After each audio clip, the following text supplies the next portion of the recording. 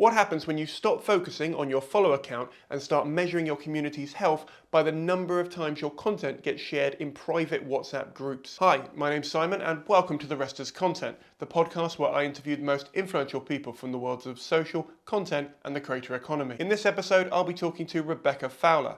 Becca is the Community Growth Manager at Interflora for both the UK and Ireland. We looked at how Interflora has adapted its social strategy over time, why she and I avoid vanity metrics like the plague, and instead we like to focus on the connections that we create with our fans and superfans, as well as how hard it is to try and take breaks from your phone screen. We dived into her previous career as a community manager at River Island and looked at fast fashion, as well as why you don't have to be on every platform. With all of that said, let's just dive straight into the podcast and learn how she got her first job in social media. It's quite funny actually, because I kind of fell into social, like most of us do. You go for a job interview when you're straight out of uni and you don't really know if it's going to be marketing and what area of marketing, because, you know, it's so different now, whereas everyone's in their own niche in marketing. And I had been travelling for a little while, didn't really know what I wanted to do. Was put in touch with a founder of a startup through LinkedIn and was kind of asked like, hey, what do you want to do? And I was like, I don't know, what do you need? And that was kind of how I got my first job in social. So it started that I went to a really lovely independent kids retailer. It was a startup called Kidley. And it was like eyes wide open into the startup world, if I'm honest, because I was at employee number 7. It was very much a tech startup, so everything was built in-house. With startup life, you know that it is all hours of the day. It doesn't get left at home at the office. It does come home with you. It was incredible. So I started there as an intern, and essentially my job was meant to be doing the post and getting samples out to people and doing PR and doing a bit of marketing. And it just kind of engulfed into this enormous job that I then couldn't do on my own. So I then became like a community manager. So we essentially had a community of over 1,000 parents working for us, testing products. And that was something that we really wanted to be known for, was that, you know, when you're a parent, it's very difficult to find the right thing for your child. And actually, when you go online, you go on Amazon, there's thousands of reviews and you don't know what to trust. Whereas actually, when we send something out to a parent, they give us their honest advice and then we stock based upon that. So we had a huge community of people doing that for us. And it engulfed into, you know, doing parent testing, talking to this community, running a pop-up shop for a little while. It was just mental, but it gave me this insight into, I knew that I always loved retail. I'll be honest, like I am retail through and through. I think you can cut me open and I will bleed, like B2C retail. I just love people and how people consume and work. I find it fascinating. And Kidley was great for giving me that insight, because when you're working in a startup and it's so small, you're hearing all these conversations. So you're hearing the conversations that the buyers are having, you're hearing the tech conversations, you're putting input into different areas into a business that you never would usually. From there, I kind of realised actually community is what I love and social is what I love. You know, I spend a lot of my time on social and a lot of my time talking to people. And I was like, this is where I really want to scope a career out from. And the rest is history, really, as to kind of where I've ended up and how things have evolved. But without that first kind of leg up and moment in a startup, I don't think I would be where I am now. I completely, just quite funny, it's like you're the first person I've interviewed who said they love retail. Everyone else either had a retail job and then got into marketing or like worked their way through like, I don't know, a company and then got into the head office and were like, oh, I don't have to do retail anymore. So that's really fun, because I used to work in supermarkets and I do not like retail. I was not a fan. It's so funny though, because I think even when you then go into the head office side, you are still in a retailer. It's still a retail, like B2C business. It's very fast paced. Everything changes. And I just love it. Like, I just love thinking about how people buy and how they interact with brands on like a consumer retailer basis. I think it's fascinating, really. That side of it, I'm on board with. I think it's just dealing with the general public that I can't do. I can do it behind a screen. Like if there's a phone screen between me and them, I'm happy to have that conversation. But face to face at a customer support desk, I'm absolutely. I think, but I know what you mean. Like startups are fascinating in the sense that they either invest in community because they know they have to in order to build those loyal fans and super fans, or they're basically competing on price and will probably be eaten by Amazon at some point, because Amazon can absolutely undercut you quicker than, whatever. So it's good that you were with one that kind of allowed you to do that. I mean, was there like a moment where you went, I can do this, like this is the job? I think it was, so like, for example, on a Monday morning I would come in and my personal like email inbox, my business email was essentially flooded with parents just being like, hey Becca, I've reviewed the product at the weekend, it's been brilliant, like, and just all of this like one-to-one feedback that I was having with people, and I was like, the face of Kidley to these people, and I was like, I'm not a parent, they shouldn't want that connection with me, but they really do. And I was like, actually, this means something to other people and it makes me really proud, and that's the moment that it all just clicked, really. That's something I've struggled with sometimes, is I'll work for a brand. I won't work for brands that I morally object to or have like some sort of whatever, but sometimes I'll be working for a brand that I wouldn't buy or I don't like or I'm not there. Like this is an extreme version of it because you just didn't have a kid, but like how did you deal with that? Was there like a disconnect there between the people you were trying to build the community with and you? In some respects, yes, because I was very young, when they were talking to me and I was like 22, 23, like I wasn't like, I wasn't somebody that maybe had the same life experience that some of these people had when they've got 3 or 4 kids at home and they're doing the school run and they're testing on the weekends and all this other stuff. But actually it's just making sure they're heard. And I think that goes across all of community, no matter what you do. Ensuring that somebody feels heard and recognised. And even if it is, I can't empathise with you on that same level, but I want you to know I'm understanding what you're saying to me and I'm taking that on board. And if it's, look, let's give you an extension on a deadline, or, I know what, I've heard like teething can be a real pain. Like I completely get that. Like, you need a couple of extra days on your review. Don't worry about it. Being really empathetic is really important, and just ensuring that they're listened to is key. Yeah. On social or in real life, I find people remember the story they built around the interaction far more than the actual thing that happened. Yeah, 100%. So you mentioned it's still like retail. So obviously some social brands, there are less sales KPIs, should we say? You're just kind of, I don't want to say just having fun on social, but I've worked for some FMCG brands. Building. There you go. That's that's the technical way of saying it. I say just having fun. Yeah. Previously, I would say having fun on Twitter. Now I say TikTok. Yeah. So were you attached to sales targets through that social in the startup, or was it? No, we weren't. It was very scrappy organic social and very much brand building, brand awareness more than anything. Obviously we have paid social side that does the job that we needed it to do to drive that lower funnel activity, but for us it's all it was all top of funnel. And I think in a way I've been very fortunate that the roles that I have fallen myself into, they have all been top of funnel, and I love top of funnel, mid funnel kind of stuff where you're driving brand awareness, brand building. Like you said, there is more leniency in tone, so you can have a lot more fun and you can bring the brand to life, and I think that's what I love to do, and hopefully that's where people are seeing our stuff. Yeah, completely. What I find what is exciting at the moment, especially top of the funnel, is that views have taken over from followers. I still think both are kind of vanity metrics unless there's actual community behind both. But do you have a KPI that you, obviously you'll depend on different pieces of content, but do you have a KPI that you go, right, this is how I know that there's community, rather than just the main follower count? So vanity metrics are so funny, aren't they? Because I talk about them all the time at work, and I'm like, please guys, let's not look at the big numbers, let's look at the smaller stuff. To me, the real meaningful number, and you can talk about engagements, but drill that down further, and it's shares. If you can see shares are really being driven, I think that is worth its weight in gold above every other metric. Because I always think, it is this dark side of social that we don't know about.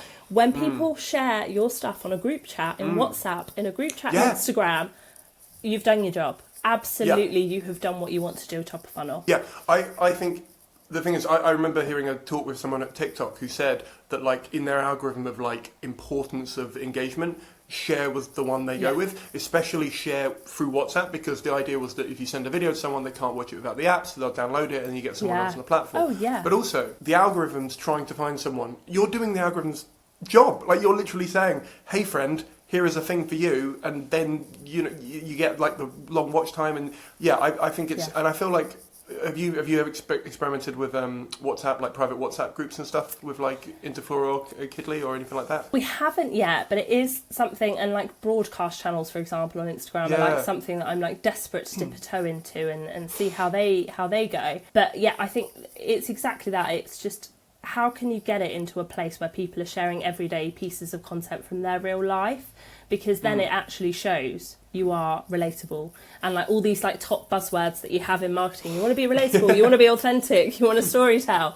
You know, if you're showing that actually it's been shared this many times, and you can, you know, in an ideal world, you can see sources of where it's been shared to, then there we go. Like, you've done your job. At the moment, it's the only part of like Meta that I've not played around with, and I'm partly desperate to do it because I used to love the billboard thing on MySpace. Do you remember like the thing? And I'm like, oh, it's basically the same, only Zuckerberg runs it and I don't like him. But like, oh, how excited would it be to just have like a broadcast list? And I mean, I nearly joined a newspaper one the other day because I thought, oh, that would be good. But then I was like, if you're just going to be sharing every article, that's not...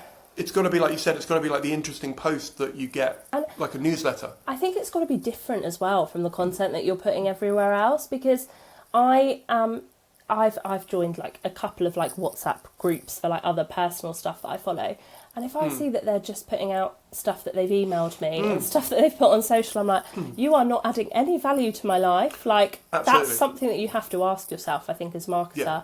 Are you adding value? Yeah. If you're not, then why are you doing it? Oh, no, completely. For my personal audience online, I recently put up a thing and I just said, look, I know you struggle with algorithms, and I know that like you don't always see my stuff because I see you commenting going, you know, I haven't seen you in a month, and I'm like, I've been uploading. So I was like, I've started a newsletter, right? Because I can't bother to WhatsApp right now. If you want to avoid the algorithm, sign up to this, and you don't have to click it, but at least you'll know that I made a thing. And it's going really well because I've been just honest with them and said, look, algorithms are not going to show you the thing if they don't want to. No. And if the first 100 people didn't like it, you're not going to see it because those people decided it wasn't. Do you know what I mean? Yeah, exactly. And do you know what? It's really funny when you say that. And this is something that I'm kind of like battling with at the moment. And it's probably like an old school, like millennial marketer thing of thinking like you can't recycle content. Oh, no, you can. Yeah, absolutely. I'm now like, guys, we are wasting content by only using it once. Like, let's try again, try again. And I'm like, it's something that is a battle because a lot of people are like, no, it's one and out, like you're done, it's not worked. But I'm like, it hasn't worked for a very small reason. I think we try again. I had a little, like, I wouldn't say consultancy call, I just had like a chat with a friend, but he asked me if it could be like, could you put your professional hat on? And it was for his podcast. And I basically said, look, I listen to your podcast on and off. You need to, when you have like a clip at the end, sit down together and record like 5 new hooks and then put them out as Instagram reels. This will give you information. Like, just give it a go. And he was like, oh, what's the, no, Instagram trial reels, you know, let's give that a try. And he was like, oh, I've not even tried. And like, so stuff like that, you go, just give it 5 tries. But I think brands are worried about looking like, oh, that didn't get many views. And I go, but if it didn't get many views, it doesn't matter because it didn't get many views. Exactly. Yeah, like nobody's seen it. But I think brands can be really protective over like looking like their engagement's dropping off. And it's like, unfortunately, that's going to happen at some point because you're going to be less relevant, more relevant. Yeah, it absolutely is. And I think it's that bravery of just, you know, taking your brand hat off a little bit and putting that kind of like creator advocate hat on and just being like, let's just give this a go. Yeah. I mean, that's where, like, when people say, oh, we want to be like Ryanair, for example, which lots of people say they do. Now, I know it wouldn't be right for it, but like they say that a lot. And I go, well, the reason you want to be like that is because they were bold enough to go, we're going to try something different. And it's working, and now they're known for a thing. So don't do what they're doing, be bold enough to try the idea, because that's surely the maybe not. This is exactly it. No, it is. It is just being bold and like grabbing it by its horns, isn't it, and just trying it. Yeah, no, completely. And your job title is Community Growth Manager, right? Yes, very convoluted. I was going to say, like, how is that practically different from like a social media manager or a content creator or like other roles? I know titles are so fluid, so it might be a silly question. Titles are so interesting, I think, and like it's so funny because when you look at any other like industry, there's a very clear ladder, ladder that you follow. Whereas the minute you go into social, it's so different. So essentially, my job straddles both social and community. So whereas holistic, like previously, I've been more community based, but then dabbled into social and got good understandings of social to be able to take that forward. Now I straddle kind of both. The growth metric in there has always been a little bit more fluid, a little bit more vanity led, if I'm completely honest. But I've kind of got the business on the cusp of understanding that actually that growth metric needs to be more about top of funnel and brand awareness, and how we can take that growth to actually mean when we're doing qualitative research, how many people have heard of in the Interflora brand through social media.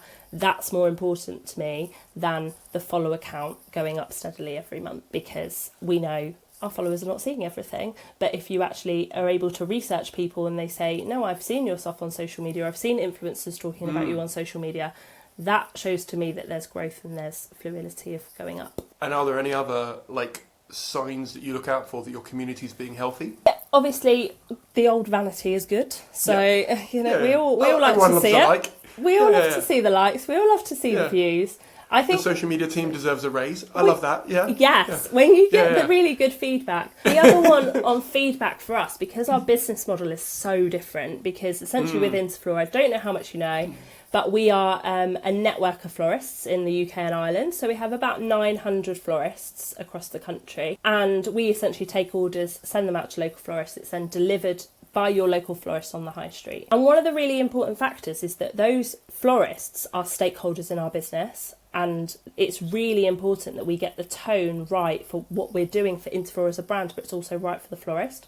So when I actually get feedback from a florist that says, you know what, you guys are doing a great job, things have really changed, like we're seeing loads more stuff and it looks really good, that to me and to the team, we're like pat on the back, like we're absolutely doing the right thing, because they are as important to us as our consumers are. Yeah, completely. So I probably know more about Interflora than you think I might do, because I edit a podcast about cut flowers. So it comes up a bit, and like I hear about different. I'll send you a link, but like it's not my podcast. It's Let's Grow Girls. I don't know if you know I've seen them advertised. Yeah. So I edit that, and so I am listening to the episode probably more than their listeners, because I'll do it like 3 or 4 like rounds of listeners and getting out clips and stuff. One of those things where I find the business of flowers, like I said, it's not a need product, but it also is a need product, because people that love flowers, you would never put it on your like I must have list in the house, because it's not food or drink. But the people that are into flowers, like my partner, I get her a bouquet every week because she loves flowers. She wants them in the flat. That's her thing. Yeah. So we do that. But I wouldn't. So I feel like it's one of those weird. Yes, it's important, but it's not. Do you know what I'm trying to say? I think it's not a luxury. Well, it is a luxury item, and it's also not a necessity, and yet they're everywhere and they're so readily available. And I think what makes us very different is that we try to position ourselves as more that we are here for you in time of need, because, you send flowers for the really happy moments and the moments of celebration, but you also send flowers for the really tough moments and the things that are actually really hard. They can essentially help you have that conversation with someone and purvey an emotion with somebody that nothing else really can. So that's where we try to bridge that gap, because we're not about self-gifting. We're more about being there for somebody when you're maybe not necessarily physically very close to them, but you want to be, and they're really good for bridging that gap, we find. Yeah, completely. I find it's interesting with some brands where especially like in Pride months, or like there are certain events where cynically they will jump on them, or the times of the year. And I suppose how do you walk that line of not coming off too playing on the emotions of, let's say, a Mother's Day or a Valentine's Day or something like that, while also wanting to be like, we do have that, we can send those flowers if you want them to. Like like, obviously, Mother's Day and Valentine's Day are our biggest days of the year. They are very, very important to us. I'd imagine. But what we try to do that's a little bit different is that we're all about like flowers that say more. They say the things that you can't. And, you know, it's very easy these days for us to just pick up our phones and leave a like on Instagram, text somebody, you know. But actually, what does that mean? Does that mean that you actually really care? Does that mean that you're here for somebody? Whereas, you know, taking the time and getting consumers to understand, if you take the time and find the right flowers, these flowers that are, you know, you can leave a message when you order from Interflora to say, you know, my mum hates lilies, please don't include lilies. The florist sees that and go like, you don't get that from any of our competitors. You know, florist goes, right, we're not going to include any lilies in that one.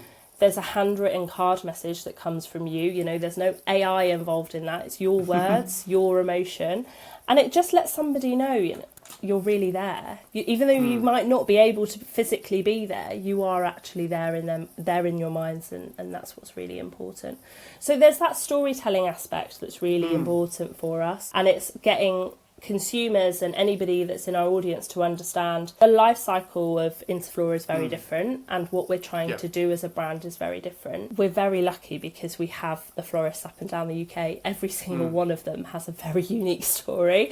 Some of them are, you know, absolutely crazy, as you could imagine, like when you're working with people that have been in industry for 50, 60 years. And then, you know, some of them are the new kids on the block and they're doing things very differently. And it's really interesting when we go out and, you know, we really pride ourselves on being able to go out and be with those florists quite regularly. So we try to make sure that we get out and create a content series once a month with them. We do lots of TikTok content with them every month. And it's all about conveying that story that, you know, flowers are there for whatever the occasion is. No matter what you want to say, we can help you say it. I love that. So it's really lovely. I know what you mean.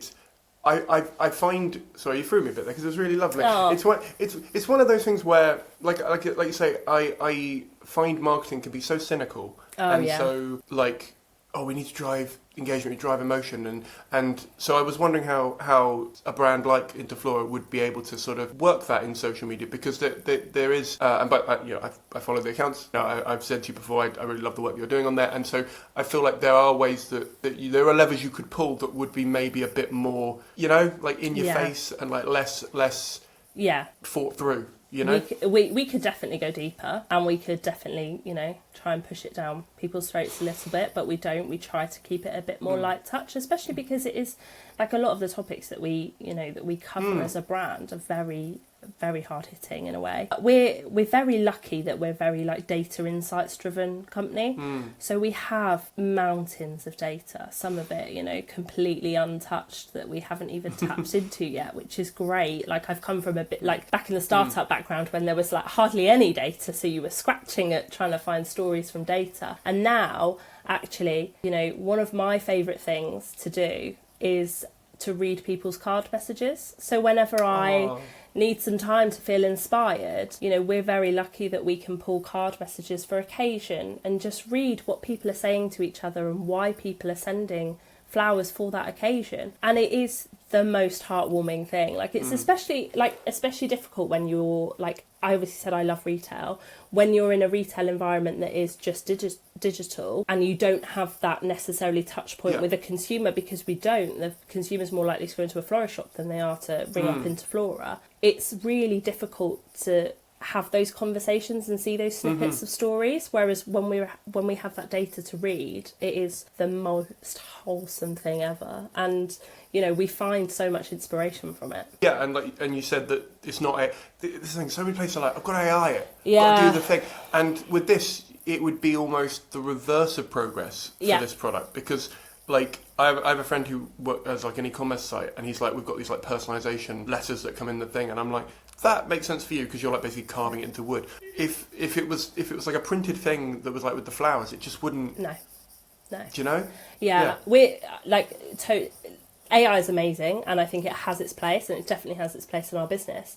It just doesn't need to be in that bit of connection between human to human interaction. What kind of, so would you use AI to like work out who's got loads of flowers and to sell in certain areas, or like what kind of? Yeah, I think AI is something that's quite new to our business and something that's being debated quite heavily. And I think there is ways that obviously we all have Copilot and ChatGPT and they're our friends and can help us do a lot of the hard work that maybe takes a little bit more time to do manually. But it's still very much early days in terms of where AI is going to take our business next. But it's very exciting and we're very on board with it as a business. So we'll watch this space and see what comes.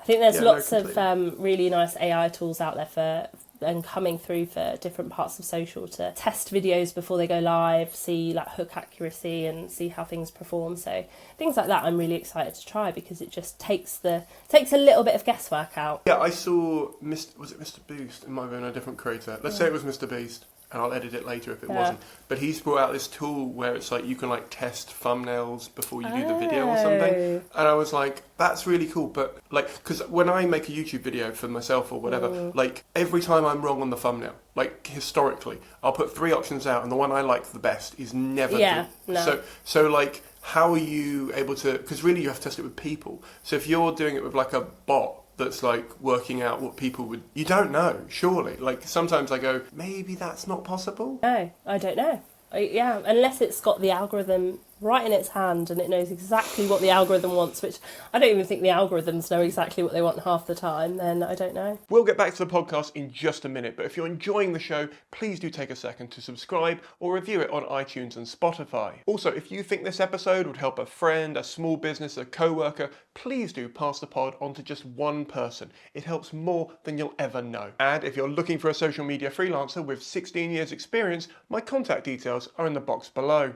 Now, let's jump back into it. No, completely. Well, I'm going to slightly jump ship here because so you'd worked at Kidley. Yes. And you were there for a year or two, right? I was at Kidley for seven years. Yeah. I wrote down my notes wrong. No, I'll do that fine. again. You were at Kidley for 7 years, I reckon? Yeah, 7 years. Something like that. And then you went freelance for a bit. Yeah, well, I then went to River Island.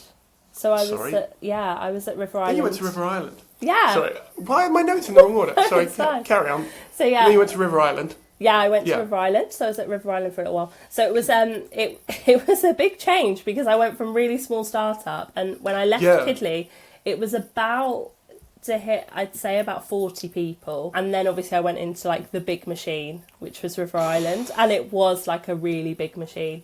But it showed me the two polar opposites of how things work. I think I was a good addition to River Island at the time because I was a lot more agile in how I worked. So I wasn't tied up to big... When they said no, I was like, it's not a no, it's a not now. So how can I make it happen in 2 weeks' time when I want it to happen? Yeah, it was a lot more agile, and I think that's what they needed. They were just investing in community and doing things really differently. Went into a really big social team, and I have to say, probably the most fantastic social team that I've ever worked with. Aside from the girls that I'm working with now, they are incredible, really, really creative. We all wanted to do something very different with the brand and push the brand in a different way. And what we set up there from a community point of view was like employee advocacy and how we could use the River Island staff as our community and essentially upskill them up to be like brand advocates for us and be a part of the River Island story. So we did this programme called Iconic Islanders. I think it's still around. I think they've just like reiterated it in a way. Yeah.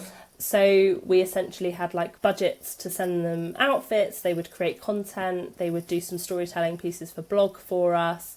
And it was really a nice way. And like, you know, these people weren't just people from head office. It was, you know, Steph from Manchester Trafford store, who was also super iconic. No, it was great. It was a real learning curve, like very different. You know, I went from a brand where I had zero marketing budget to like a substantial marketing budget, not a huge marketing budget, but a good marketing budget to actually do some activations. So we could get things off the ground and do some really nice in real life touch points, which was great. Was it like what Waitrose are doing right now, where like the staff would kind of be doing TikTok dances, but like pre-TikTok? Yes, it was at the same time. So it was just after COVID, but it was essentially we wanted to get to a place where we could have upskilled staff in every store that would then look after their own stores, TikTok accounts and social media accounts, and do their own things. So did you have to, so maybe getting into nitty gritty, did you have to go to every store and like be like, there's no need to be scared of uploading sort of thing? Yeah, we had to do, well, we didn't even get that far with it, unfortunately, before it got pulled, but we basically had to go out on the road quite a lot. We went to a lot of shops up in Liverpool and Manchester way, which was kind of like the key footfall driving areas for the brand, and kind of got under the skin of what the local consumer really loved and what they wanted and how they interacted. We put on events there locally as well, and they were all really exciting. But yeah, just very different game, but really, really interesting. But you're still, I mean, what was the most transferable skill you had? Because you're essentially still selling, right? So it's still like in that, and it's still in the sort of clothing, obviously there's more than that with Kidley, but like in that sort of space. Yeah, I'd say the most transferable was probably adaptability to people is really, really key. So being able to just, say people skills and just go, I'll talk to anyone, I'll understand what their problems are, and then go from there and put things into action. So then being able to take a piece of content or an idea from a girl at the Trafford store and bring that to life, and then go with the social team and go, right, okay, we're going to create a bit of content about this and bring it to life for wider consumers to see, was really lovely as well. That's really, it is. Yeah. And what do you think was the biggest challenge when you were at River Island for the brand on social? On social, I would definitely say we probably had some clipped wings in terms of creativity and brand building. Social was more there to do, yes, it was doing a top of funnel job, but it was there more to do a lower funnel job of getting some money in the bank, which is absolutely fine. But with that, it does mean that you do have your wings clipped creatively, because you have to do the selling posts, you have to make sure all the sale posts are going out and all the links and all that kind of stuff. And like, you look back at it and you go, how much was that actually driving in the grand scheme of things? And if we were to put that resource into something else, actually, what could that have done differently for us? I always think paid ads have a space and like promoted posts and stuff, but I honestly really wish there was a way of like quantifying it proper, like, because they'll go, they clicked through and then we followed it and they went, I go, yes, but really, are they happy with their purchase, or do they kind of feel like, oh, okay, I needed a gift for my parent and I bought the thing? I think if you have a, let's face it, parasocial relationship with a brand, or you just love the brand and you kind of just happen to not like it online because you've always shopped there offline, I think that sale is so much more valuable, even if it's the same monetary amount of spend than just going, well, we need to push that sort of thing out. And I do find bigger brands kind of think they almost, I don't know whether it's from the top. I think it might just be like PR people are above the line that go, we should do that post, we should promote it, because we can quantify it more. We can go, 1 million people saw it or whatever, and it's like, it doesn't matter if they've seen it though. Like, is it evoked a feeling with them? Has it pushed them in some kind of way to then interact with us on a larger scale? Probably not. And I just think, it's sometimes like talking to the wind, isn't it? Like, you can shout, if you've got a megaphone, absolutely great for you, and you're shouting away, but if people aren't stopping and listening, so what's the point? Oh, I know. I had this was maybe 10 years ago now, I had a sort of, I wouldn't say argument, a heated debate with someone in PR who said they'd bought an underground like poster. And they were like, well, we know that 100,000 people like a month are seeing that. And I'm like, no, they're not though. They what they've said is 100,000 people go in that station. That's all they can tell you. Whereas I can tell you that, okay, we've had this many comments or this many shares or this many, and that is a community metric that I can go, these people have decided to take a second out of their life to not only enjoy the content, but give us feedback and get involved. And it's, I don't know, I think it's becoming increasingly hard to justify what is essentially your core base to bigger brands. Yeah, it really is. It is small. It is a drop in the ocean to them, really, when they think about it. And it's hard and sad to see.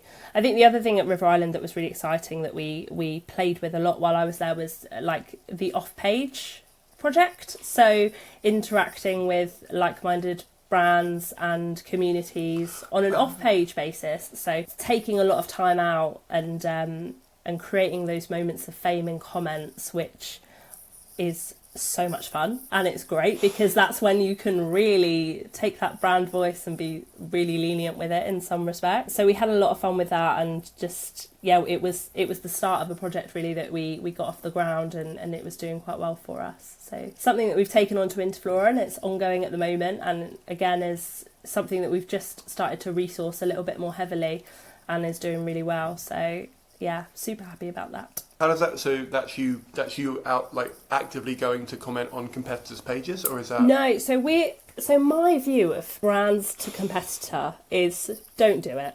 Like personally, Really? Okay. I just think when, especially from the brand that we are as Interflora, you know, we are more of a premium level brand.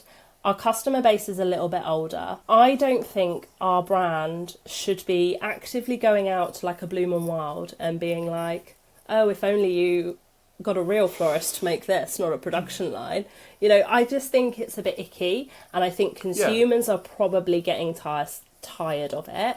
I think actually the place to play, brands that are outside of your sphere are not competition to you at all. Oh, okay. And, you know, you can both have a bit of back and forth going on and, like, you know, show a bit of personality in those comments and have a little bit of fun with it. You know, if it just makes two people chuckle or smile to themselves, brilliant.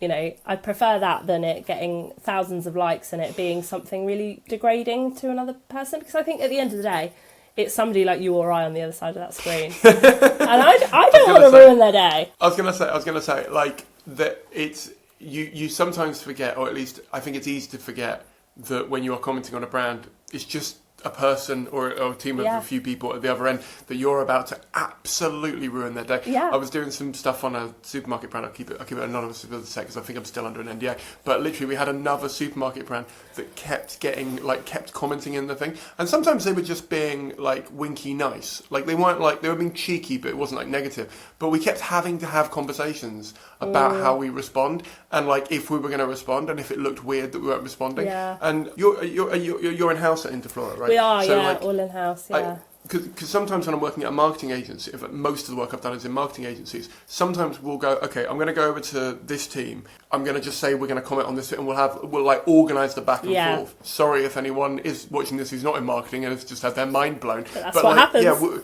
Yeah, unfortunately. And I feel like that's fine because everyone and the clients have a sign off and that sort of thing. If you're Ryanair, fine, be mean. Yeah, but absolutely. if you're anything else, why would you be mean? If it doesn't fit your brand, like, and it doesn't fit who you want to show up as, then why would you do it? Absolutely, why would you do it? Just, have that thought in the back of your mind for sure. Are you ever, like, positive on competitors? Like, are you ever like, oh, I love that bouquet, or I love that, like, something better than that, but, like, are you allowed to be positive? We interact with florists that aren't in our network, absolutely. Okay. And I think that, like, at the end of the day, like, we're supporting the floristry industry because it is unfortunately a dying industry, and it's where we want more people to invest in their businesses and become florists and have amazing times and create amazing artistic bouquets. So we're absolutely fine to like comment on other event pages.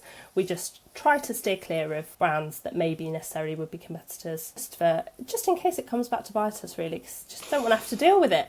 No, I get that. An easy life is what we're going for here. Yeah. Were you in-house at River Island then as well? We were, yeah, we were in-house team, yeah. So I've only ever worked in-house teams, which is worked with lots of agencies of different, and you know, it's always so interesting when you see the different thought processes between agency and in-house and how we work. And we're trying now, it's spoiler for 2026, is that we're trying to adopt a bit more of like an agency style model within the team that I sit in at Interflora. So we act a little bit more like an agency, so we're pushing creative boundaries a little bit more rather than relying on, no, we can't do that because of this XYZ reason. Let's try and be a little bit more, well, why not? Well, two questions to that. One, have you actively sought out in-house roles, or has it just happened to be that way? And secondly, what's in your mind or the team's mind at Interflora? What's the difference between like a marketing agency head versus an in-house head? I have never seeked out agency roles, no. I've just always been brand. I think it again comes down to, I just love being in the retail mindset. Even though I might be at an agency working for a retailer, maybe I'm scared of feeling that disjoint. I think it is the different in mindset. I think in-house you probably feel a little bit more constraint and a little bit maybe, not fearful isn't the word, but a little bit more sensitive of the brand, and you just want to keep it as your baby a little bit more, whereas an agency is a little bit more like, it's not a baby, it's a brand, and we're going to push the brand a little bit. Yeah. And I think that's what we need at the moment, if I'm honest. Because, you don't think you're pushing it far enough, or I think we can push it further, 100%. Oh, amazing. 100%, yeah. Is that where I've forgotten the name of the campaign. The one where you're petals at the pub. Petals at the pub, yeah. Pub, sorry. Yeah. Yeah. I love that. Sorry, it's such a big fan. It's an amazing campaign, and do you know what? It is the most wholesome campaign that I've ever been part of. Like, it's incredible. So essentially what it was is that we wanted to do something in Q4 that wasn't focused around Q4, that didn't feel Christmas. I love that. I genuinely love that that was where you started at. Because the amount of brands I've worked with in the last few months, all of it's been, by the way, Christmas or Black Friday or Halloween or anything that sells stuff. And I'm just like, I get it, but there must be something other than that. Anyway, go on. And then the other thing, like, for us as a brand, and it is a little bit brave because, we essentially are, like I've said, the brand that is there for when you can't be there is You Send Flowers. So actually what we are trying to do is bring people together, which is a bit bold because it's like, well, then you don't need us. And we're like, that's absolutely fine not to need us because we actually like seeing the moment of all of you guys interacting. So we worked with an agency to help us bring the campaign to life, and we came up with the idea of Petals at the Pub to work around men's mental health, to essentially, we know from the statistics, we know that we're in a loneliness epidemic, we know that men don't open up to each other, and then there was a statistic that came out that if men are active and doing an activity, they're more likely to open up about something that they're feeling to one another or a friend or a stranger or whoever, rather than if they're just like at a pub having a pint face to face. So we were like, this is brilliant, we can absolutely facilitate this, let's do Petals at the Pub. Worked with an amazing florist in the Interflora network called Jamie.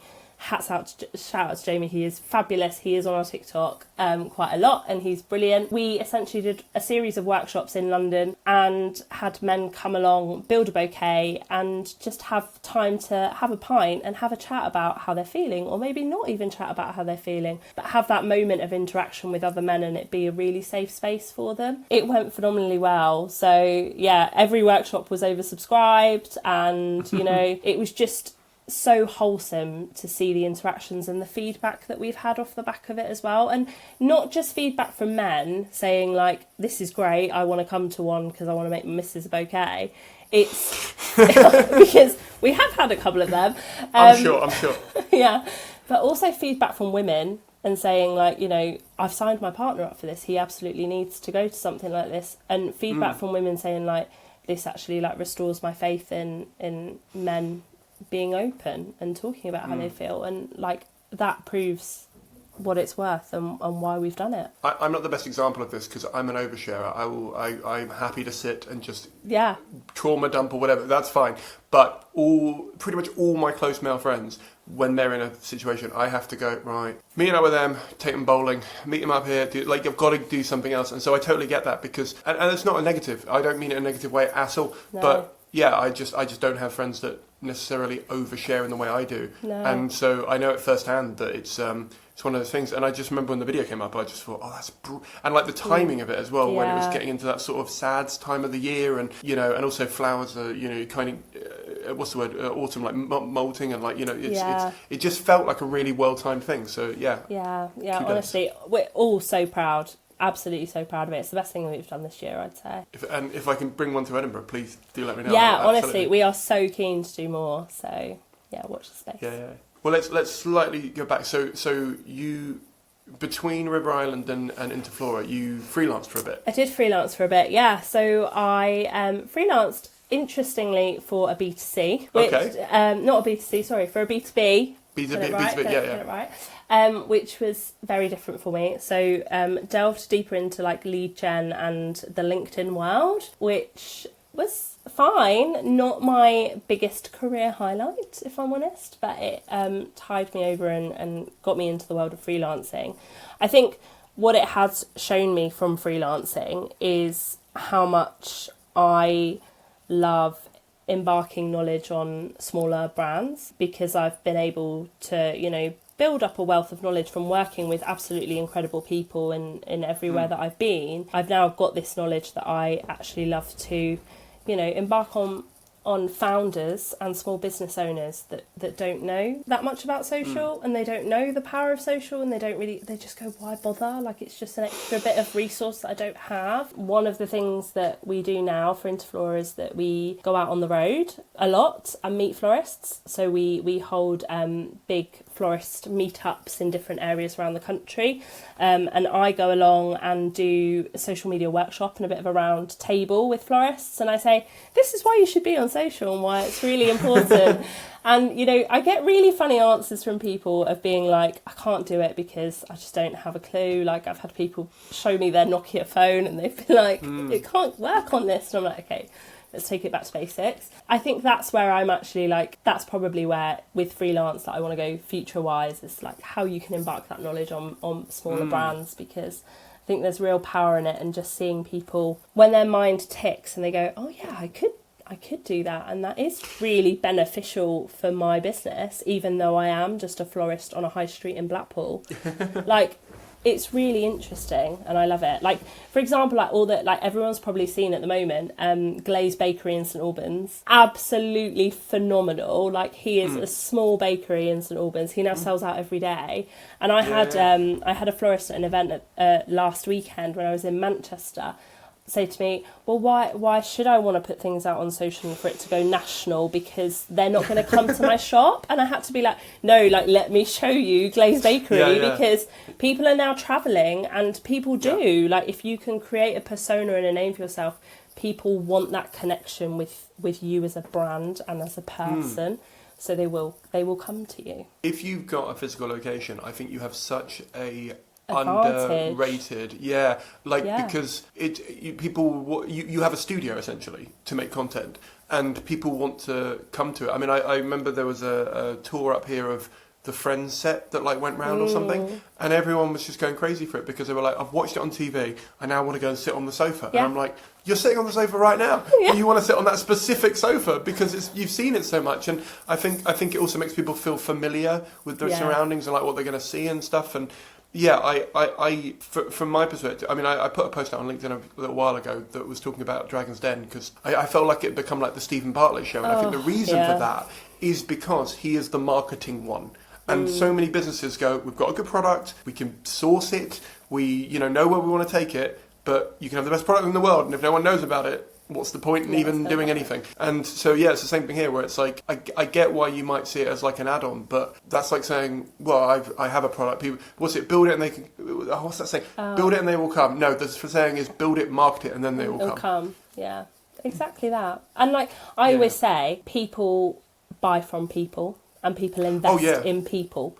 Don't be a faceless brand. Like, don't be a faceless shop. I've been saying for years that I think brands want to be people and people want to be brands. And I think the crossover in that has become so mad, especially with like influencers and creators kind of thinking of themselves as brands, and brands who don't have a physical. So like, I did some work with Haribo a while ago, and that was great because we had Gold Bear, so we could be as Gold Bear, and that's fine. And I know like Duolingo have like the owl and stuff, but I've also worked with brands that just have nothing that you can. So they have to think like, I'm a person, but I'm actually like M&S. Like, I'm not actually that's not a good example because they've got the caterpillar. But you know what I mean? Like, there are some brands that just have nothing. So they have to kind of think, well, what would I be if I was a person? And you go, well, you're not, and that's where you're struggling, because people don't want to buy from you because they don't know they don't know what you are as a thing. No, exactly. A good example of that is a brand that have done that is like SEMrush.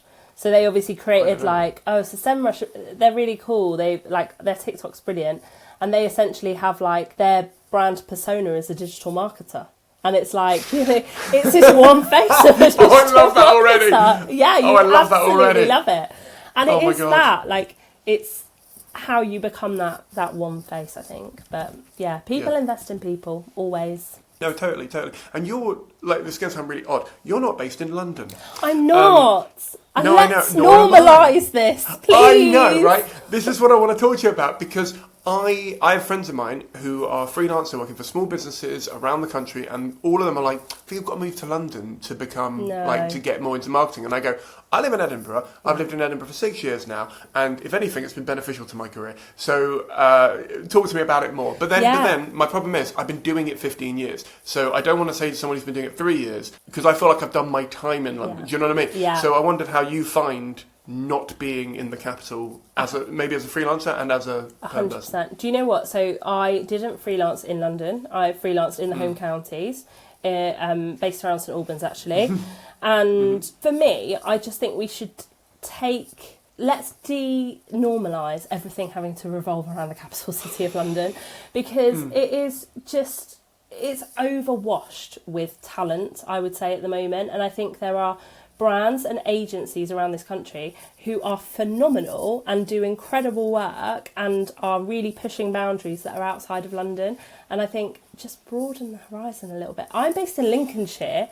It is literally the middle of nowhere for real, like, marketing, creative wise. Like, you know, no massive cities around. Nottingham's the nearest big city.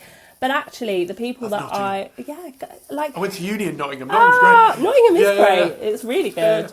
Don't be bad-mouthing Nottingham. But Lincoln's even better, I will add. Like, I love Lincoln.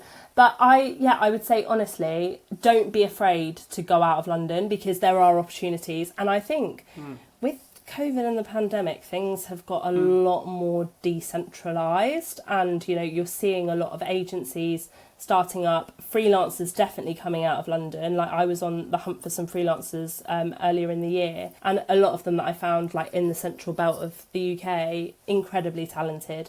Like, so much activity in Manchester that is phenomenal. And I think, let's take it all out of London, guys. Like, don't feel like the opportunities are only in London, because they're not.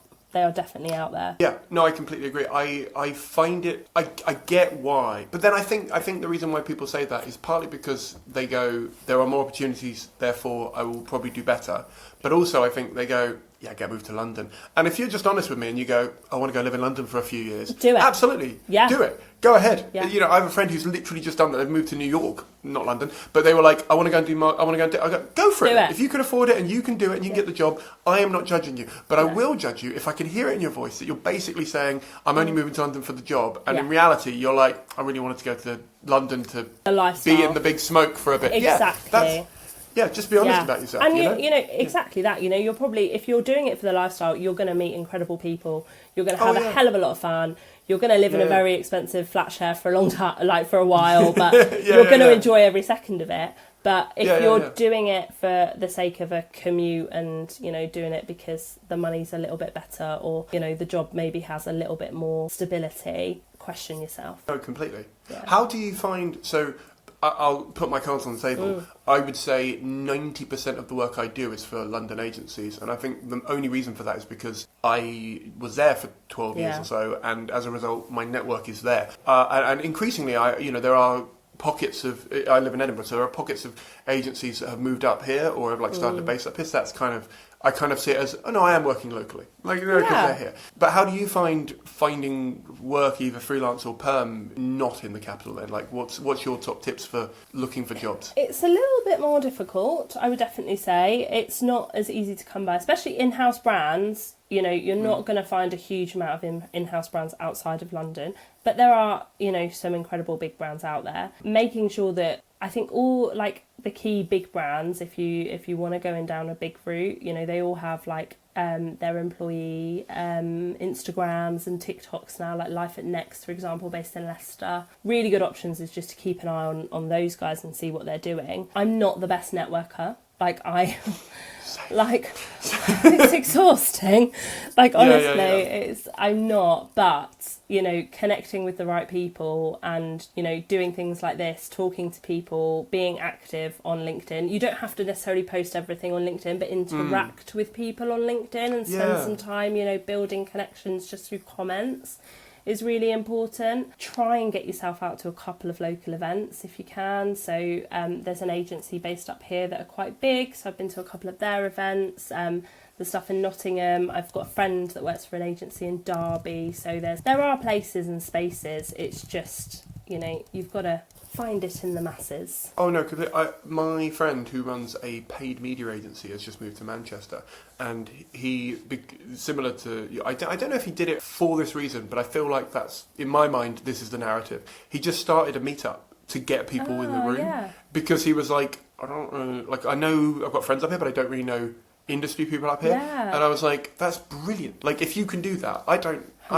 especially the more it gets dark, I don't want to go out. But like, if you can bring yourself to do the meetup, then absolutely. Yeah. Like you said, social has become so much less about being social. Yeah. Which sounds really stupid, but yeah, I think so many people think, oh no, I can just fire off an email or I can just chat with someone on LinkedIn. And I go, no, like you've got to take the time and go to events and stuff. I'm gutted actually. I got invited to a Christmas party next week in London, and I just can't make it down. But it's the same thing where I was just really humbled that like this agency had gone, and I'm a freelancer for them. They were like, would you like to come? And I was like, I can't get down. So yeah, it's stuff like that. If I could have made it, I would have done, because it's like nice that they're even thinking to bring you in and let you meet people. And this is it. And I think there is also, having your own personal brand is, something that more and more of us are doing, and it does definitely help. And if you can build up a bit of a portfolio of work that you're doing personally as well as professionally, I think that really helps. So, even if it's you're starting a meetup group and that's your little community that you're building and you're interacting as them on social, that's brilliant. If you're helping somebody else with their profiles, all of that stuff really does help. Are you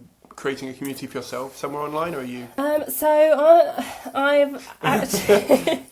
I thought you were alluding to something. I am alluding to something. An Instagram thing over somewhere. It's not actually mine. So I have created a bit of a community accidentally for my partner. He is called the Irish Pipe Man on TikTok, and essentially, look him up. Okay. Essentially, he reviews Guinness, and I basically said to him, I was like, I think we should do this because you're quite funny. I'll be honest. What a compliment! I know. Do you know what? You're not the least funny person in the room. You could be all right. And with some editing. Exactly. Like I can do the editing. Like get that all sorted for you. Yeah. And I was like, let's just try this and do this and see how it goes. And it's kind of like done really well. And we're still in the initial stages of it. But I'm like to him, right? I'm using you as a test case now because you're like my little portfolio case that I'm going to take with me. So yeah, I think just having do you know what, you can't not have fun with it. And I think the minute you're not having fun and not enjoying what you're doing, be that what you're doing personally and trying to build up your own brand, building up anybody else's, or what you're doing professionally, if you've fallen out of love with it, that's when you need to question, what am I doing, what's the next steps, because everyone on the other side will see it. Although I will say, sometimes you just need a break. You haven't fallen out of love with it. Yeah, you do. You just need... Yeah, because I had a friend, he's quite a big YouTuber, and he was saying, I think I hate it. And I went, have you taken a break in 6 months? Because if you haven't, that might be the... And he was like, I think I just need a week off. And I was like, then do that. And then come back to me and tell me that you don't want to carry on with, frankly, the hardest social media platform to grow on. Yeah. And you've got like 400,000 followers on it. Like, you know what I mean? Like, I wouldn't walk away from that. No. Yeah, exactly. No. Exactly. Yeah. I think let's normalise taking a break. Yeah. Every now and then. Disconnection is really good for connection. Like, just disconnect. Ooh, we need to put that...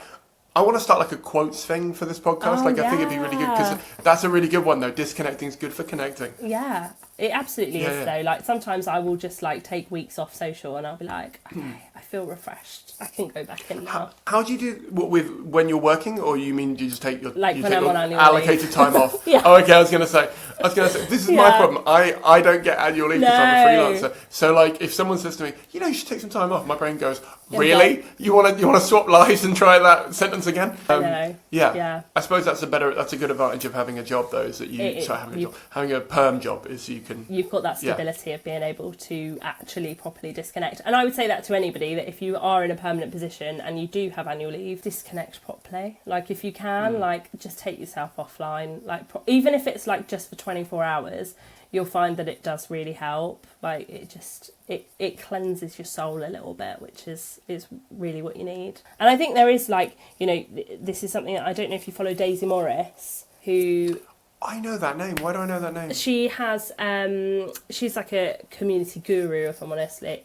She's written a book called Community is your currency. Oh, that's why I know her. Because I'm reading her book. Okay. Right, sorry. Like you just. Yeah. I don't think I've seen any of her content, but a friend recommended the book. No, because I avoid gurus. Yeah, but honestly, she is like brilliant, and her book's fantastic, and I would say her content is brilliant, and she's just done a piece recently on LinkedIn about are we in the age of disconnection, with people coming offline of social, and what that means for social going forward, and super interesting. I think it's something that we all need to be aware of. No, completely. I will look that up. What am I reading? I've started reading that. I'll be honest with you, I left it for a bit.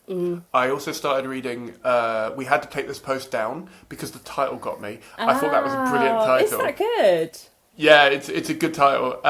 But yeah, it's so far, I get like 10% into a book and then abandon. I go, I must have got all the information. Yeah. I'm like, okay, let's skip to the good bit. I try not to. The thing is, I just listen to them. I'm an audio book guy, so it's like, What was the last social media book you finished? Come on, that'll be a good one. Probably Community is Your Currency. Okay, I'll finish it then. All right, I'll finish it. It is good. It is good. I don't know what it is. There's only a few authors that I can get through the whole. Seth Godin, if you know him, every book he's ever published, I've read a few times. They're brilliant, and they're all about marketing and social media. So that's my recommendation. Right. Okay. I think I've answered you everything. I'm gonna do the last quick fire questions, if that's all right. Let's do it. They're quick for me. You take as long as you would like to answer. Okay. First question: who was the first person in social to believe in you? Oh, I would say the Sophie, her last name's now Timms, Sophie Timmons, who came into Kidley as social media manager when the first social media manager left. And I remember on her onboarding, on her first week, she was like, right, take me through everything you do.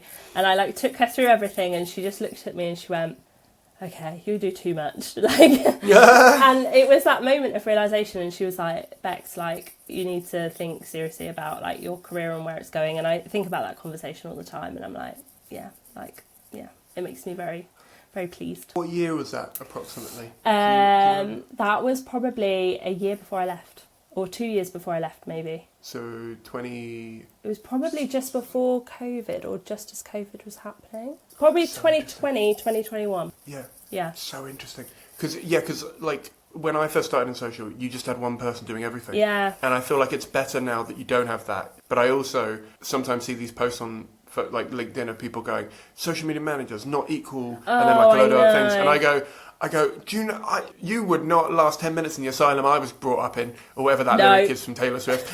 You know what I mean? I get it, but I'm a big Swiftie. Well, I can't remember the lyric. But so I know what you mean. Yeah, it's they absolutely wouldn't last, because you are doing it all, but you're also doing the social jobs, and you're also doing a bit of PR and digital marketing, and also doing client facing, and you're also having to do stuff like office manager, and also having to do social sec, because obviously that also falls on social. Got to be you. It's all got to be you. Yeah. This might be the thing you've already said, but what unpopular opinion do you have about social media? My most unpopular opinion is you don't need to be active on every single channel. I so agree. Yeah. Oh my God. Yeah. Some brands are like, no, we've got to be everywhere because our competitors are on everywhere. No. I go, no, you don't. No. Literally, you don't. Yeah. And especially if you don't have the resource. Oh, yeah. Yeah. If you don't have the time, why are you spreading yourself so thinly? Why? Yeah. And why are you regurgitating content across 6 different platforms? Because that's not working either. No, you need a reason for someone to follow you on Threads and Instagram, not I follow you on Threads because you repost it and I happen to be there. I absolutely hate seeing Instagram content reposted on Threads. I literally, it is like red rag to a bull. I'm like, I'm going to unfollow you now. Do you know what I have to do sometimes though? If I see that, I get annoyed for about a minute, and then I go, you've had to do that, and I'm sure there's a reason. The clients maybe asked for it. Yeah. I can't blame the social media manager because I don't know if it was their choice. It might have been their choice, but you know what I mean? It's But just don't. Yeah. Just try not to do it. Yeah. Try. I'll go with try. Yeah. What is the biggest mistake you've ever made, and how did you overcome it? Oh, this is so when I first started at Interflora. We were testing like different influencers to work with. This is really funny. We had like quite a funny Valentine's Day brief that we wanted to go out with to like younger males, and it was quite humorous, maybe not our normal tone of voice. And we reached out and worked with a minor Z-list, I would now say, celebrity who was recently on a reality TV programme, Married at First Sight UK, and he sent us in a brief, and it was very, very tongue-in-cheek and very probably the wrong side of the line, but I probably found it a little bit funny, and I was like, this is quite funny, it pushes the boundaries a little bit, let's try it. And it absolutely flopped, and like we did not hear the end of it. Oh my god.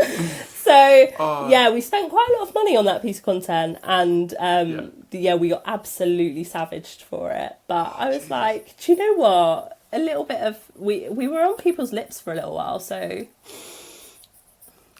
yeah. No, all press is good press, right? Yes. Yeah. I don't fully agree with that, but I'll go with that. Yeah. Not in this case, just generally. But that was definitely the biggest thing. It wasn't like completely salvageable. Like we were just like, we just got to monitor it, and it did die very quickly. He wasn't a very popular person, but the one person that we worked with that was like that, the rest of the people on the campaign that we worked with were incredible and pushed boundaries in different ways, but were also very emotive. So yeah, it wasn't a complete disaster. I like the positivity at the end. Yeah. Who do you think is the most underrated person in social media? Oh, the most underrated person in social media. Can't be you. It's definitely not me. I would say there is, so we work with an agency called Nonsensical, who help us with our TikTok content. And there is a creative at Nonsensical called Chloe, and her creative brain is chef's kiss. It is incredible. The concepts that she can come up with and turn around and just bring to life for different brands and different creatives.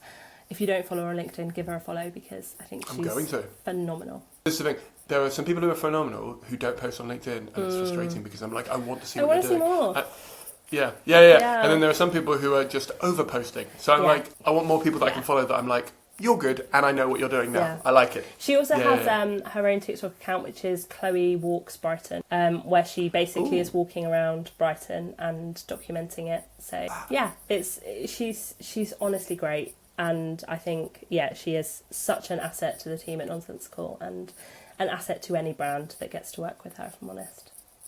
Oh, that's lovely. If you had an extra hour in the day, how would you spend it? I would not spend it on social. If I'm completely honest, I would make myself disconnect from social, but I would probably try and plough it into my personal brand, because that is something that I always let slide and just don't really pick up, so probably have to say. And I know that my friend Hannah, who is always on at me about this kind of stuff and being like, you need to invest in yourself as much as other things, is telling me that in my head, so I'm going to do that. The reason I laughed quite hard at that is because the episode I did yesterday, the answer was the exact opposite. They went, I would just lay in bed and scroll TikTok for an extra hour because I did the thing.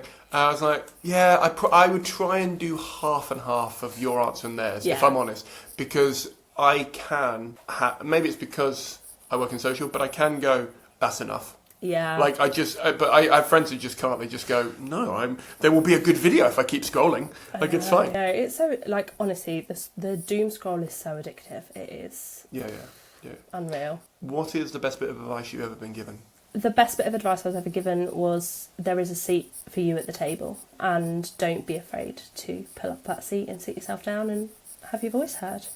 Because I think I went from being very quiet and maybe not having enough confidence in myself to trying to have the confidence. So having that moment of just actually, there's a seat for you here. Say what you need to say. No, I swear this is the next question in line. It feels like it's too pointed now, but is there anything you wish you were better at? Oh, definitely.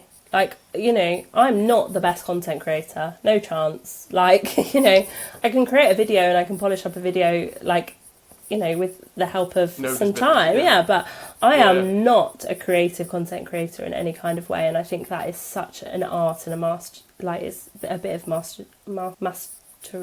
I can't say it. But yeah, I think that side, and also I have to plug myself into analytics and like give myself a long time of being like, right, we're going into the numbers today and let's spend some time in the numbers.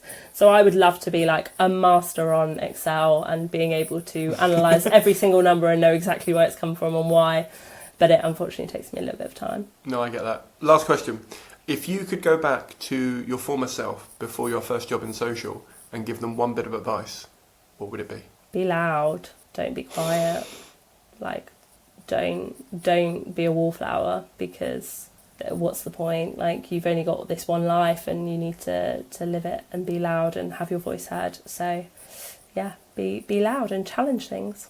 Love it. Well, thank you so much for coming on. Oh, thank you for having me. It's been great. What a great episode. I loved hearing her views on engagement metrics, as well as her real love and care for small businesses on social media. Personally, I follow more SMEs and small businesses than I do big brands, because I find that if you've got no budget, you have to be more creative and interesting. Sometimes, I'll put a big asterisk over that one, sometimes you get to be more creative and interesting. If you enjoyed this episode, please do pass the pod on to just one person you think will get something out of it. It really helps more than you'll ever know. Thank you so much for listening, and any and all positive reviews are welcome on Spotify or iTunes. Keep uploading, and I'll see you in the next episode.